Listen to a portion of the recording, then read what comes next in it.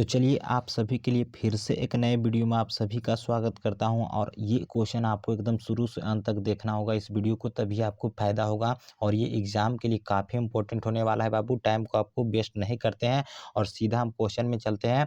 आज के सेशन में हम 25 ऑब्जेक्टिव लाए हैं। कितना?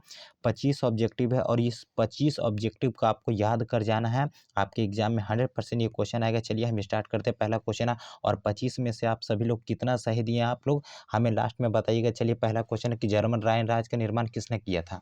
ठीक है, आप सभी लोग आंसर दीजिएगा। जर्मन राइन राज्य का निर्माण किसने किया था? तो आंसर याद रखिएगा। इसका जो निर्माण किया था वो नेपोलियन बोनापार्ट थे। Option number B for Bahubali is the right answer. ठीक है, दूसरा नंबर क्वेश्चन है यंग इटली की स्थापना किसने किया था बाबू? चलिए जल्दी से बताइए।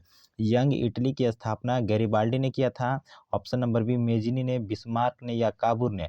तो याद रखिएगा यंग इटली के जो स्थापना किए थे वो मेजनी ने किए थे। किसने किए थे जी? मेजनी। यहाँ पे बिल्कुल ही सही आंसर होगा, ऑप्शन नंबर बी हो जाएगा। ठीक है, चलिए तीसरा नंबर देखिए, ये तो एकदम कहें ने तो आपको इंपॉर्टेंट रखना है। सभी क्वेश्चन इंपॉर्टेंट कि दुनिया के मजदूर एक हो, यह कथन किन का था? तो याद रखिएगा दुनिया के मजदूर एक हो जाए ये जो कथन था ये कार्ल मार्क्स के था। यहाँ पे ऑप्शन नंबर बी यहाँ पे बिल्कुल ही सही आंसर होगा। 4 नंबर क्वेश्चन है कि वियतनाम में free token token free school की स्थापना कब किया गया था? तो याद रखिएगा कि वियतनाम में टोकन फ्री स्कूल की जो स्थापना किया गया था वो 1907 में हुआ था। ठीक है, ऑप्शन नंबर ए यहाँ पे बिल्कुल ही सही आंसर होगा। चलिए अगला नंबर क्वेश्चन कि हनोई समझौता कब हुआ था? चलिए बाबू जल्दी से बताइए। ये सभी इंपॉर्टेंट क्वेश्चन है और नहीं याद है तो याद कर लीजिए, क्योंकि एग्जाम में एकदम बेहतरीन आपको स्कोर करना है। 450 प्लस अगर आपका सपना है तो आपको हम पूरा करेंगे। ठीक है, हनोई समझौता कब हुआ? तो याद रखिएगा हनोई समझौता 6 मार्च 1946 को हुआ था। ऑप्शन नंबर सी फॉर चांद के पार चलो इज द राइट आंसर। ठीक है, चलिए यहाँ पे अगला क्वेश्चन है कि गदर पार्टी की स्थापना किसने और कब किया था? तो देखिए याद रखिएगा कि गदर पार्टी की स्थापना लाला हरदयाल ने 1913 में किए थे बाबू। यहाँ पे ऑप्शन नंबर सी बिल्कुल ही सही आंसर होगा। ठीक है, आप सभी को पता होगा लाला हरदयाल 1913। चलिए अगला प्रश्न है कि औद्योगिक क्रांति का जो शुरुआत हुआ था ये कहाँ हुआ था? तो आपको पता होगा जी कि औद्योगिक जो क्रांति हुआ तो सबसे पहले इंग्लैंड में हुआ था। यहाँ पे बिल्कुल ही सही आंसर होगा, option number B for Bahubali is the right answer. ठीक है, चलिए अगला क्वेश्चन है। नेक्स्ट प्रश्न है 8वां नंबर है बाबू। बताइए कि सिख गुरु गोविंद सिंह का जो जन्म हुआ था ये किस नगर में हुआ था? आपको जल्दी से बताइएगा। देखिए सिख गुरु गोविंद सिंह जो थे बाबू ये सिखों के कैमे 10वें गुरु थे, 10वें गुरु थे और इनका जन्म पटना में हुआ था। ऑप्शन नंबर ए यहाँ पे बिल्कुल ही सही आंसर होगा। ठीक है, और यहाँ पे याद रखिएगा। चलिए अगला प्रश्न है 9 नंबर क्वेश्चन है कि the commerce of nation, the commerce of nation नामक पुस्तक के जो लेखक थे वो कौन थे? तो दी एडम स्मिथ थे, कार्डलिफ थे, किन्स थे या हेरोड लास्की थे? तो दी कॉमर्स ऑफ नेशन नामक पुस्तक के जो लेखक थे वो कार्डलिफ थे।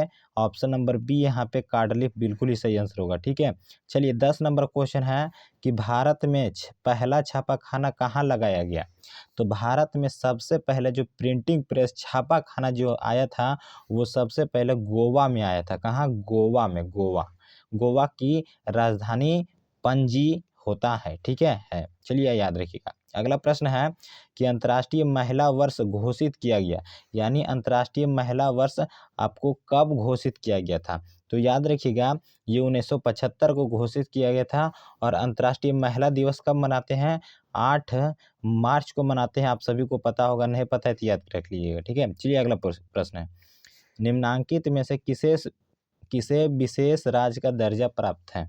तो याद रखिएगा विशेष राज्य का दर्जा बिहार को नहीं है, आंध्र प्रदेश को नहीं है, गुजरात को नहीं है, ये जम्मू कश्मीर को है बाबू। जम्मू एंड कश्मीर, जिसका राजधानी कहाँ है बाबू? श्रीनगर है, याद रखिएगा। चलिए अगला प्रश्न है 13 नंबर क्वेश्चन है कि निम्नलिखित में से कौन भारतीय किसान यूनियन के नेता थे? तो देखिए मुरारजी देसाई थे, जयप्रकाश नारायण थे, महेंद्र सिंह टिकैत थे या चौधरी चरण सिंह थे?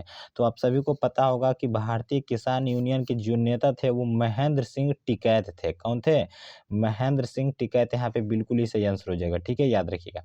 चलिए 14 नंबर प्रश्न है कि निम्नलिखित में कौन भारतीय किसान यूनियन के प्रमुख नेता थे? देखिए वही प्रश्न है। ठीक है, ये क्या हो जाएगा? महेंद्र सिंह टिकैत हो जाएगा। चलिए अगला प्रश्न है 15 नंबर है बाबू। बताइएगा कि लोकतंत्र की उपलब्धियों में सबसे अधिक सहायक क्या होता है? मतलब लोकतंत्र की उपलब्धि में सबसे जो अधिक सहायता होता है, सहायक होता है, वो अशिक्षा है, निर्धनता है, विकास है या विषमता है जी। तो आपको पता होगा कि लोकतंत्र की उपलब्धि में मतलब उपलब्धि में सबसे जो अधिक सहायक होता है वो विकास होता है। ठीक है, यहाँ पे ऑप्शन नंबर सी हो जाएगा। अगला है 16 नंबर कि आधुनिक युग में प्रत्यक्ष लोकतंत्र कहाँ है? तो आधुनिक युग में जो प्रत्यक्ष लोकतंत्र है बाबू, ये आपको बिल्कुल ही पता होगा, ये स्विट्जरलैंड में है। यहाँ पे और स्विट्जरलैंड की राजधानी कहाँ है? स्विट्जरलैंड की राजधानी याद रखिएगा, ये बर्न है। ठीक है, कहाँ है? बर्न है। ठीक है, याद रखिएगा। अगला प्रश्न है 17 नंबर, भारत में कौन सी दलीय व्यवस्था होती है? ठीक है, एक दलीय व्यवस्था है, द्विदलीय है या बहुदलीय है? तो आपको पता होगा कि भारत में बहुदलीय व्यवस्था है। यहाँ पे बिल्कुल ही ऑप्शन नंबर सी हो जाएगा। चलिए 18 नंबर क्वेश्चन है, 1 मिनट, 18 नंबर क्वेश्चन है बाबू। ठीक है, 18 नंबर क्वेश्चन है कि पंचायत सचिव किस संस्था का सचिव होता है? यहाँ पे जल्दी से बताइएगा, पंचायत सचिव जो होता है ये किस संस्था का सचिव होता है? पंचायत समिति का, नगर पंचायत का, ग्राम पंचायत का या ग्राम कचहरी का? तो ये जो पंचायत सचिव होता है बाबू, ये ग्राम पंचायत का सचिव होता है। ऑप्शन नंबर सी यहाँ पे बिल्कुल ही सही आंसर होगा। चलिए, भारत में सेवा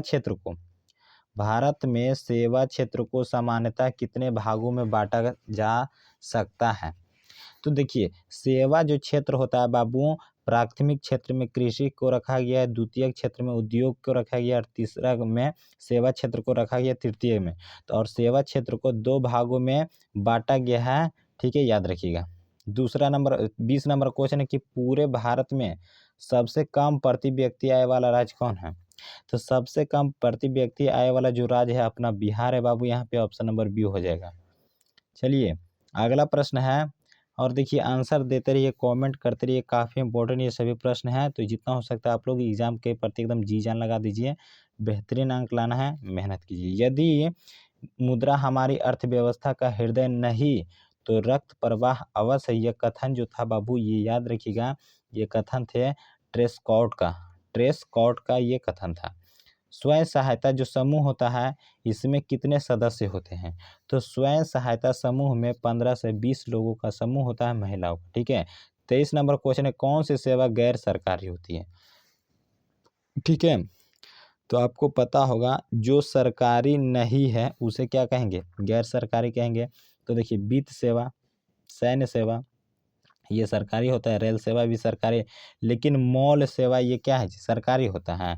नहीं होता है, ये किसी निजी कंपनी होता है। ठीक है, ऑप्शन नंबर सी यहाँ पे बिल्कुल ही सही होगा। और लास्ट नंबर क्वेश्चन है 24 में, इनमें से कौन सी कंपनी बहुराष्ट्रीय कंपनी है? इट मीन्स बहुराष्ट्रीय कंपनी उसे कहते हैं जिसका कंपनी किसी विदेश में भी हो और भारत में भी हो, उसे बहुराष्ट्रीय कंपनी कहते हैं। ठीक है, तो बताइए इसमें कौन बहुराष्ट्रीय कंपनी है? तो याद रखिएगा बाबू, नोकिया, सैमसंग, ये क्या है जी? ये सभी क्या है? ये भारत में है। लेकिन डाबर जो है बाबू, ये विदेश में भी है। ठीक है, ये बहुराष्ट्रीय कंपनी। ऑप्शन नंबर बी यहाँ पे बिल्कुल ही सही आंसर। चलिए, 24 में से आप सभी लोगों का कितना राइट हुआ हमें कमेंट करके जरूर बताइएगा। आपका कमेंट हमें काफ़ी ऊर्जा प्रदान करता है। तो चलिए, आज के लिए इतना ही, फिर मिलेंगे नेक्स्ट वीडियो में, और बहुत ही जल्द आप सभी के बीच लाइव आने वाले हैं। तो प्यार और सपोर्ट इसी तरह बना के रखिए। आप सभी की जल्द जल्द से बेहतरीन सेशन के साथ लाइव में जुड़ेंगे और आप सभी लोग के लाइव सेशन के लिए व्यवस्था करेंगे। चलिए, जय हिंद, जय भारत। तब तक के लिए फिर मिलेंगे नेक्स्ट वीडियो में। तब तक के लिए जय हिंद।